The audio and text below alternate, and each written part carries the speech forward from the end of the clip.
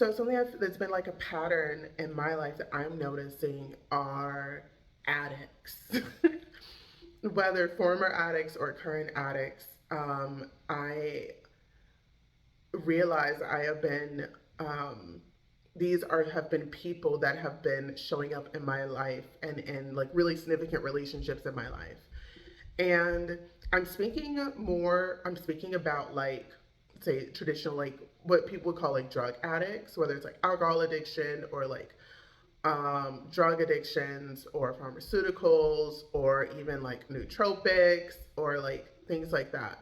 Um, and I know that we can be there are addictive tendencies to things other than that, like food addiction. That's been lots of people I know have food addictions. I feel like I even struggle with food addiction sometimes on some level. But I understand why it's like what's causing it, like why it's there. Um, but recently there's one particular person in my life that um, has a drug addiction, and for like their privacy's sake, I'm not going to use their real name, but let's see what name I want to use. Um, let's say Trevor. Yeah, we'll use the name Trevor. So, um, Trevor has been an addict since I've known them. And Trevor has Trevor is a well-rounded person, right? Like I don't just think about this person and think about the fact that they are a drug addict. Like I see the whole of them. I see the whole of them. I see their potential. I see where they've been, where they're going. That all being said, I love Trevor unconditionally. Trevor is a friend of mine, a dear friend. I care about them deeply. I also care deeply about myself. I also see the whole breadth and potential of myself, and I also understand when um, when at times we may not be on the same wavelength, we may not be at the same vibration, we are not on the same path, and so I'm feeling like we're getting to a point where that is happening because um, like last night out of nowhere, Trevor sent like just blowing up my phone with text messages, um, upset, and just for no like out of nowhere, and it was like targeted at me, and so I'm like, you must be mistaken, um, and so I just like generally addressed it. I'm like, you don't sound like yourself right now. Like, you know that I care. You know that I love you. All right, if you want to talk tomorrow, we can. Blah blah blah. Left it at that.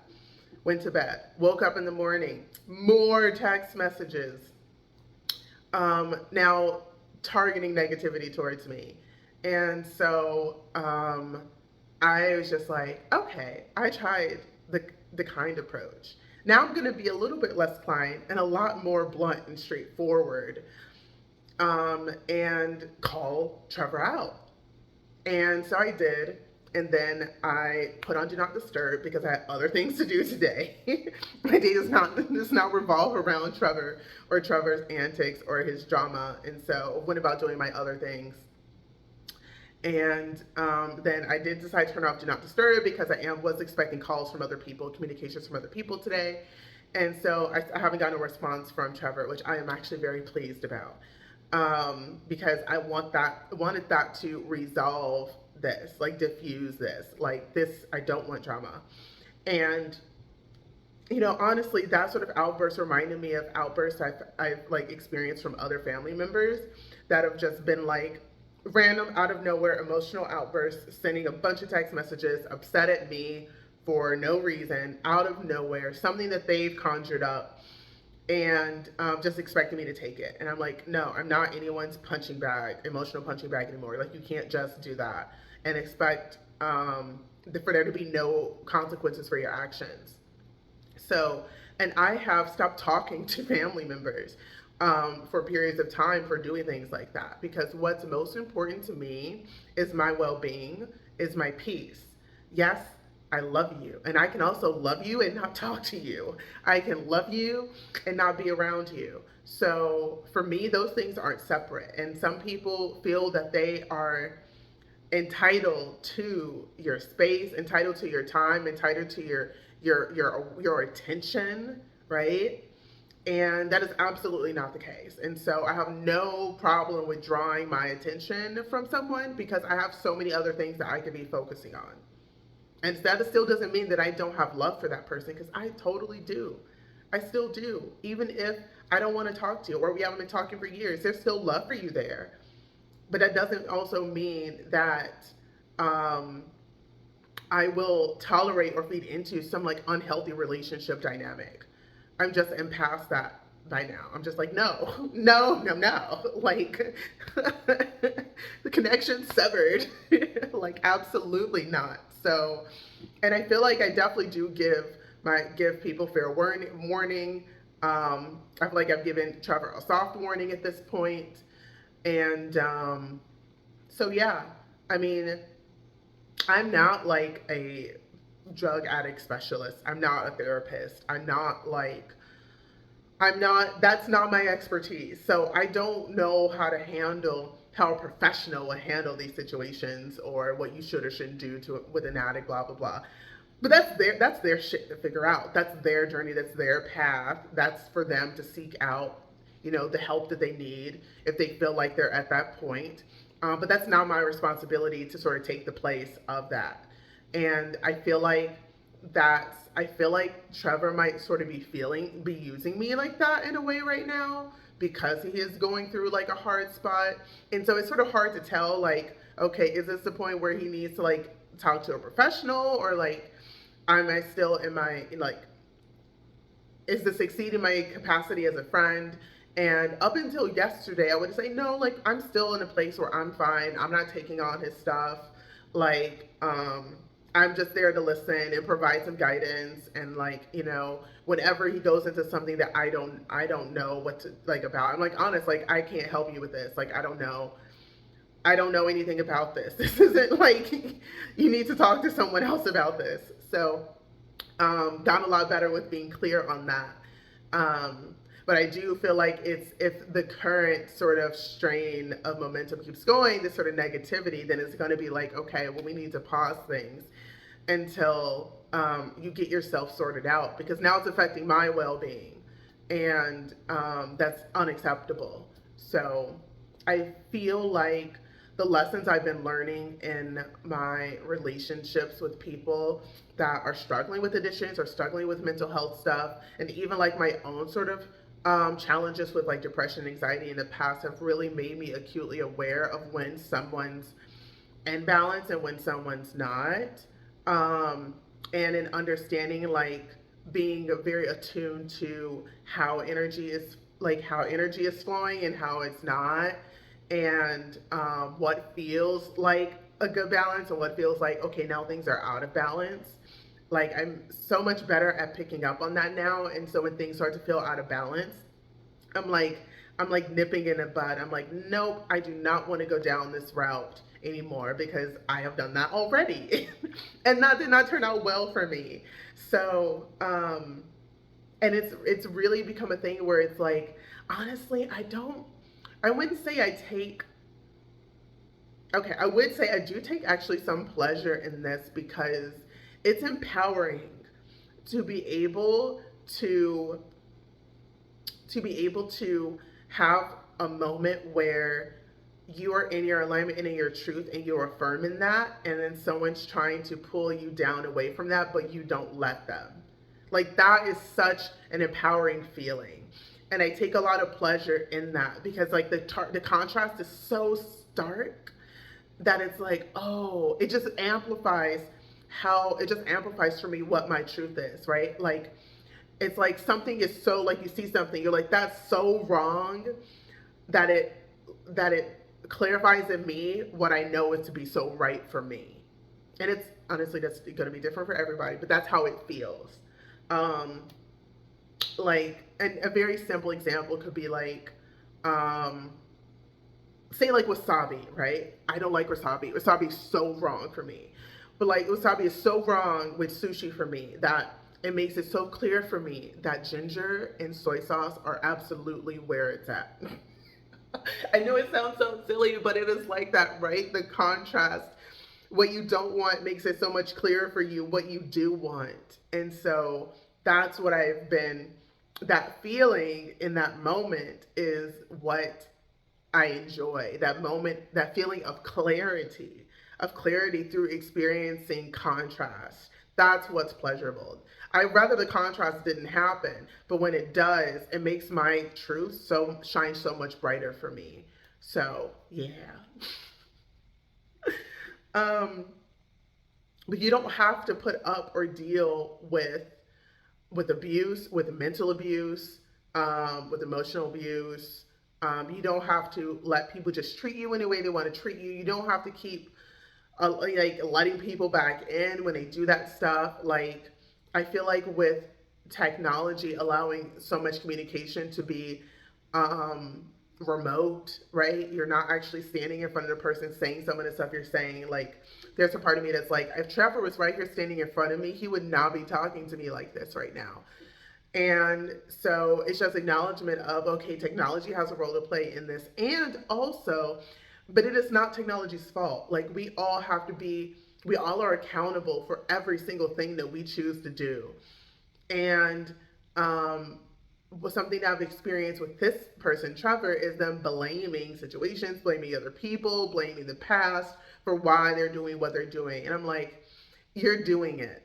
That's still you. I don't care what reason you give, you are still choosing to take an action, and your actions have consequences. Whether or not you like them or not, that's fine. Um, you can do what you will, but just understand that everything you do is going to have an impact. And if you don't want to think about things before you do them, then you're just going to have to learn through the aftermath, through the consequences of your actions. And that's something I've been doing more and more is like talking to Trevor about the consequences of his actions. Like, before you're thinking about doing or not doing something, have you thought about what the result of this might be? And it's like, sure, maybe you don't care, but if you want a certain outcome that involves other people or other factors, then you're going to have to care on some level.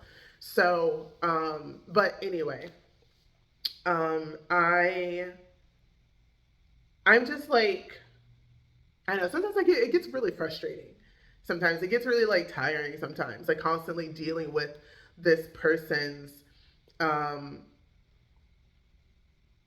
just unbalance. Like I feel like I can't really go to this person if I need something because I feel like all they take up all the space in our relationship in our friendship. I feel like they take up all the space. Even if I come to them with something about me, it ends up inevitably somehow being about them still. And it's like, so I have other people that I go to when I need to like talk about things or I need to get a good solid perspective or get some good solid advice on stuff. I don't go to them. But lately I've just been thinking like, what am I getting out of this relationship? And what I realize when I'm getting out of that, and as I'm getting out of this relationship, more clarity about what's important to me, about who I am, and about what I don't want. And that also is valuable. So until at such point that this I'm not getting absolutely anything out of the relationship, then the relationship will remain. And if I wasn't, honestly, the relationship probably would have dissolved. But I'm learning so much from this person, not in a traditional sense, but like not in that like, oh, they have information to teach me, but it's just like an embodiment of being the person I want to be. This person gives me lots of opportunities to be authentic in challenging situations. So I'm grateful for that. Sometimes the people that challenge us or give us the most difficulties allow us the greatest opportunities to learn things. And sometimes cutting someone off permanently isn't always the best thing. But sometimes it is. It really just depends on the person, depends on the situation. Your discernment's going to have to do that for you. But I've achieved a lot. I feel like I've achieved a lot of growth in my relationships with short term stints of non communication. Like, okay, Things are not good right now. Things are not where I want them to be in this relationship. I feel like, my boundaries are being crossed. You're being inappropriate. You're being rude. I've tried to reason with you. You're being unreasonable. We're not at the same wavelength right now. So I'm not going to communicate with you. And then at whatever point I determine I'm ready to communicate, it really just varies. I think maybe the longest time I've gone without talking to one of my friends or family members because of something like that was, okay, longest 3 years. Shortest serious stint was probably maybe a week. No, probably a weekend. So it's not to say that this should be your guideline. It just depends on the situation. And honestly, the 3 years was too long. In hindsight, I realized that I would not do that again. I would not go that long without talking to someone that I did care about, even if I was, upset and felt like I needed space from them. That was too long for me. But I have found success in temporarily not talking to someone, be it maybe a couple weeks or a month, and then coming back in and talking with them. I have found that in my relationships that the people, my loved ones, have a greater appreciation and value for me because they realize the value and love that I bring into their life, and they realize that oh, I want this person there, and so what do I need to do? How do I need to change or shift in order for this person to want to be more present in my life again? And it's also given me time to cool off, to get myself sorted and myself aligned and myself right. So that when I come back and engage with this person in the relationship, it doesn't just pick up where it left off, but we're able to sort of start from a fresh slate, because that requires both people to be ready and willing to sort of move on and move forward and not keep hashing up stuff from the past. I don't like doing that. I'm not a person like to hash up stuff from the past. So yeah, I feel like that's the benefit of say taking some breaks from relationships, taking pauses from communicating. So yeah, but I'm getting to the point where majority of the people, I would say majority of the people that I have close relationships with, I don't have to worry about them. Most of them don't have these issues, um, these challenges that they're dealing with, these personality traits. Most of them don't.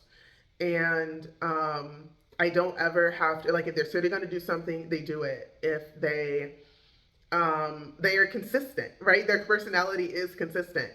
Um, yeah, we all have our times where maybe we're feeling down or we're feeling challenged or whatever, but it's still consistent to who they are.